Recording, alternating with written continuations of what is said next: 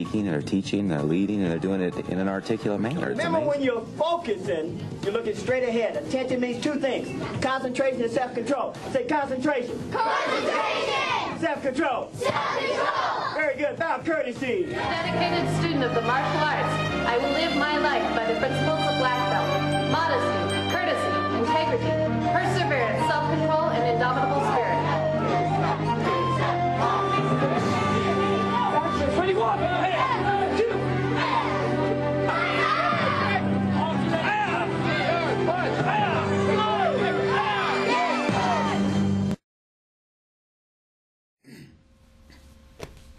Good morning, everybody, and welcome to another episode of Black Belt Parenting. My name is Sascha Williams, and this is my wife and co-host, Renee Williams. Hello. Today we're going to be talking about bullying, the various types of bullying, and also some research that has been done on it.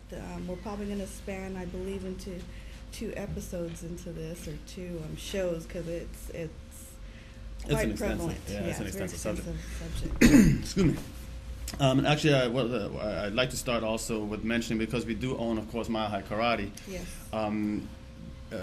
In many instances, just simply teaching a child how to fight or how to defend himself is not really the answer to bullying. So I want to kind of like put that disclaimer right at the beginning of this segment, because we don't want to be misunderstood in that area. Yes. As a matter of fact, there is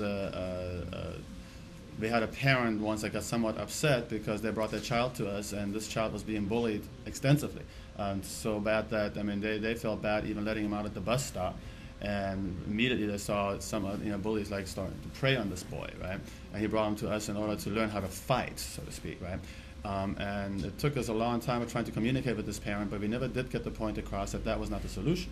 Exactly. We were able to help the child, but just so everybody understands, usually at the end of every class, we spend a few minutes doing some kind of a game other than the regular karate movements, right? Yes. It could be like a few minutes of dodgeball or something similar, right, that the children really enjoy. Mm-hmm. And the reason why we do that is not just to motivate the child, but also because it allows us, gives us an opportunity to see the child in a social environment.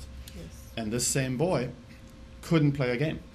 He would get upset every time there was a game being played. He had almost no social skills at all, which was really, we recognized right away, well, that was a source of him being... That's part of the problem. That was the problem, right? And until then, to teach that boy how to defend himself and to teach him, punching and kicking would not have helped the problem at all. It would have just, created a monster, right? So that's just like a little disclaimer we want to kind of put at the front here.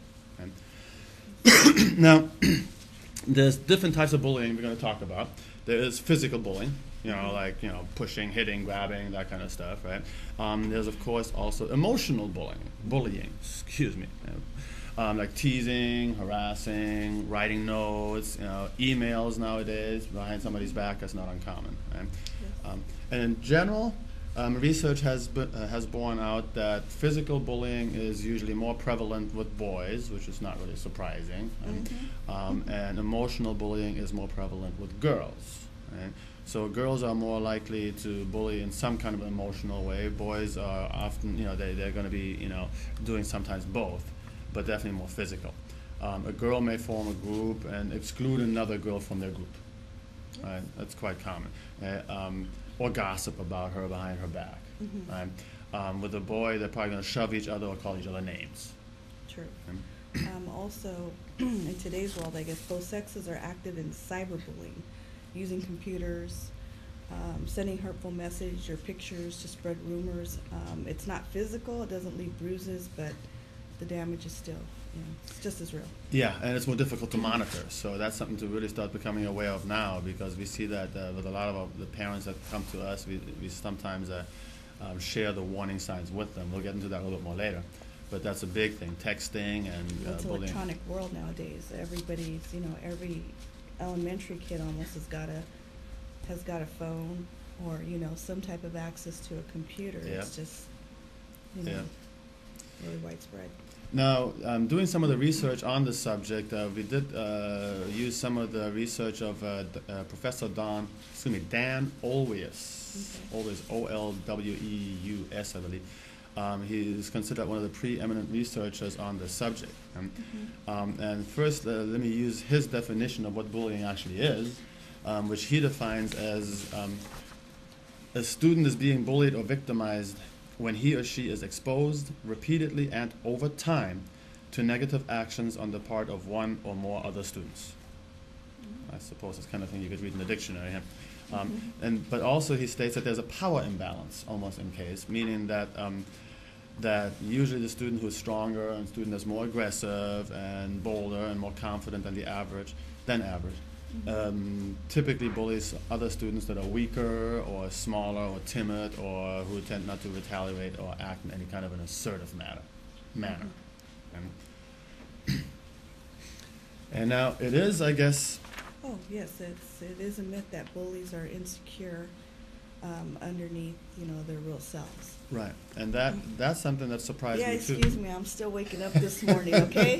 My co-host, Mr. We got Q. here 5 minutes late, so So, I'm not with it today here. But yes, apparently it is a myth that the bully is always insecure and that he's just doing this in order to somehow build himself up. I mean, it might have something to do with the latter, but research actually does indicate that a lot of bullies actually have medium to average self-esteem, sometimes above average self-esteem, but more often than not, they seem to come from homes where some kind of aggressive behavior or strategy is being modeled.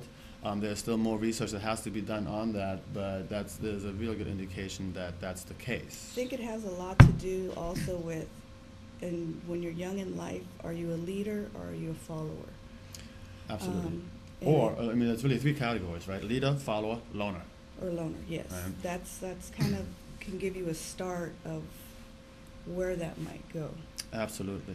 A lot of times the victims, of course, tend to be timid, especially in the case of boys. That's much more of a invitation, right? They tend to be physically weaker and they tend to be physically less skilled than the bully is. Yeah. And, usually also they lack any kind of assertive response to peer aggression. We're going to mention that a little more digestibly in a moment here. And, they don't usually retaliate when they get picked on. And so they really are usually seen as a safe target by anybody that wants to bully them. I think we need to take a break. We have to take a break. Do we have a question of the day? Yes, we do. I said it was a music question today. Music question. Listen up, Katrina. Where is it at here? Did I lose it? Okay. Who was the first female singer to register 30 top 10 hits? Was it Madonna? Was it Whitney Houston? Or was it Mariah Carey? And I would have guessed Aretha Franklin. So Yeah, you're off guess on I it. missed that. All right. So when we come back from the commercial.